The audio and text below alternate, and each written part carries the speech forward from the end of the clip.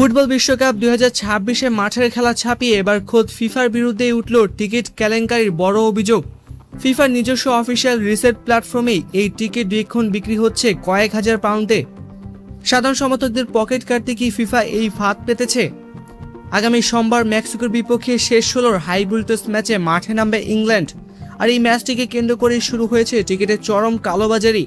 Football supporters association সরাসরি ফিফাকে ধুয়ে দিয়ে জানিয়েছে, ফিফা ইচ্ছাকৃতভাবে এমন একটি অনলাইন এক্সচেঞ্জ ব্যবস্থা তৈরি করেছে যেখানে টিকিট চড়া দামে বিক্রির সুযোগ রয়েছে।